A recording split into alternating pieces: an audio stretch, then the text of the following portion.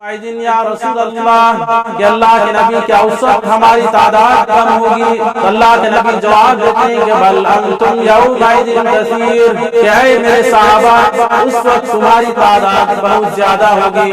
اس کے بعد پھر صحابہ اکرام پوچھتے ہیں کہ وما الوہن یا رسول اللہ، کہ اللہ کے نبی وہن کیا ہوتا ہے؟ تو اللہ کے نبی فرماتے ہیں کہ حب الدنیا و کراہیت الموت، یعنی مسلمان ہونے کے باوجود موت سے نفرت کرے گا، موت سے دور بھاگے گا، مرنا نہیں چاہے گا۔ یہ پہلی بیماری ہے۔ دوسری بیماری حب الدنیا، یعنی مسلمان کے نزدیک دنیا محبوب بن جائے گی، دنیا کمانا اس کی موٹو اور مقصد بن جائے گا، دنیا ہی کو سب کچھ سمجھ بیٹھے گا۔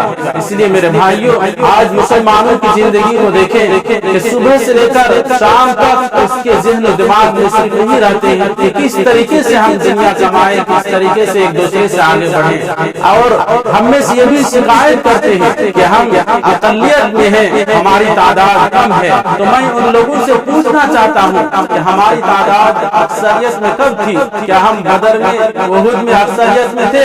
نہیں میرے بھائیوں، بلکہ اللہ کے نبی فرماتے ہیں کہ بدأ الاسلام غریبا وسيعود كما بدأ، اسلام کی جب ابتدا ہوئی تو غربت سے ہوئی، یعنی اسلام کے ماننے والے تھوڑے تھے، اسلام کی ابتدا میں بھی اور انتہا میں بھی تھوڑے تھے، تو مسلمانوں کی تعداد کہیں پر بھی زیادہ نہیں تھی۔ اس لیے میرے بھائیوں یاد کر لو کہ مسلمانوں کی طاقت اور قوت اگر کچھ ہے تو وہ جذبہ عمل اور ایمان ہے۔ اللہ رب العالمین ہم تمام کو صحیح سمجھ عطا فرمائے اور اپنے اندر جذبہ عمل پیدا کرنے کی توفیق دے۔ آمین۔ صلی اللہ علیہ وسلم۔